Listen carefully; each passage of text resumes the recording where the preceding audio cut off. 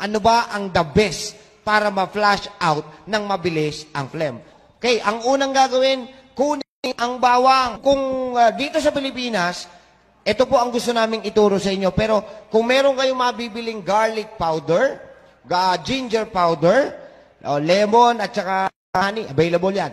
Pero kung wala kayong mabibili na powder na garlic at powder na ginger, ito po ang ituturo namin. Maghiwa ng 2 cloves ng bawang. Hiwain, dikdikin, durugin. Okay. At dahil nadurog na, mas maganda kung nadikdik. Yan. So dahil 2 cloves po ito, ilalagay na po natin ito Sa isang baso. Sa isang baso o sa isang mug o tasa. Tapos, Next, maghagayat din tayo ng ginger. Okay. Okay, Ilang- maninipis. Tapos iwain mo rin ang 4. Yan. Tapos paliliitin Paliitin natin. mo lang para yung katas niya rin ay mapunta dyan. Okay. Yan. Tapos ilagay Ilagay. sa baso, ihalo.